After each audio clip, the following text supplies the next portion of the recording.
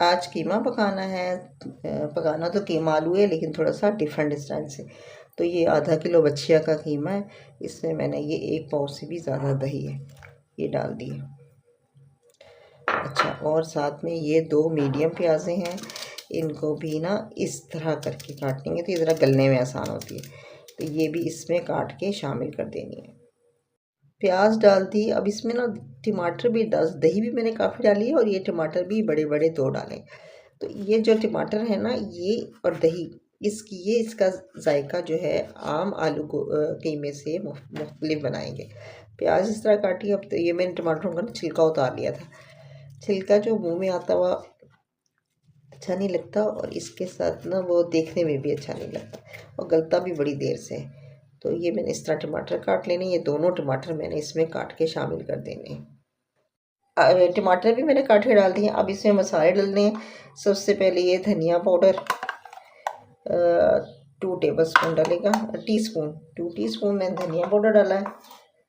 और फिर इसमें डलेगा अपने जायके के हिसाब से नमक, और आधी चमची हल्दी,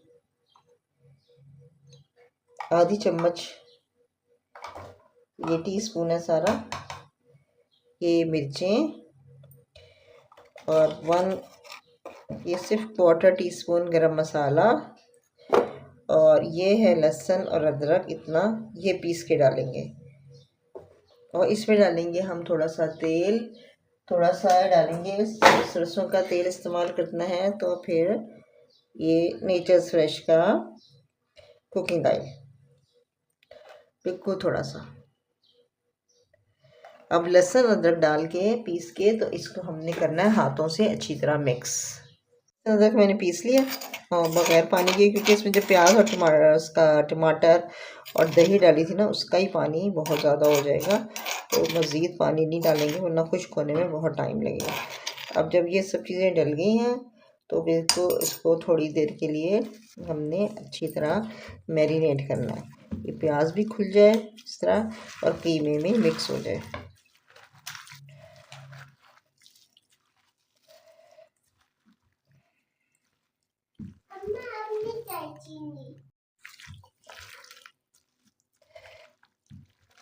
इसको बस आधा घंटा रखेंगे अच्छी तरह मिक्स करके, और फिर चूल्हे पे चढ़ा देंगे।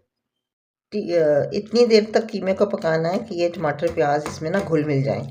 तो ये पानी भी खुश्क हो जाएगा, थोड़ा सा ऑयल ऊपर आ जाएगा, तो इसमें डालने आलू। कीमे का ना ऑयल ऊपर आना शुरू हो गया, ये पानी खुश्क हो गया। अब इसके साथ हमने आलू डाल के इसकी बुनाई करनी है। उसके बाद हल्का सा पानी डाल के इसको दम पे लगा देना है। जो कसर रह जाएगी गलने की, वो इस दौरान पूरी हो जाएगी। अब आलू डाल दिए। अब इसकी करनी है भुनाई अच्छी तरह। तो इसी पानी में जो इसमें कसर है वो सब इसमें हो जाएगी, घुल मिल जाएंगे और आलू भी गल जाएंगे।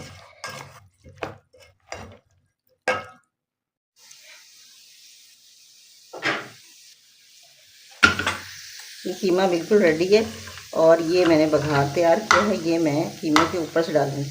अब ज़रा से इसको मैंने गोल्डन होने का इंतज़ार करना है, और फिर मैंने ये इसके ऊपर डालना है। ये मेरा बघार गोल्डन हो गया। अब ये मैंने ना इसके ऊपर डालना है। इसके अंदर इसकी खुशबू बस जाएगी और टेस्ट भी बहुत अच्छा हो जाएगा। और बाकी ये मैं इसको जस्ट ठंडा हो जाएगा तो फिर इसको दोबारा इसमें मिक्स कर दूँगी। लाजवाब कीमा बिल्कुल तैयार है, एक नए अंदाज से आलू कीमा।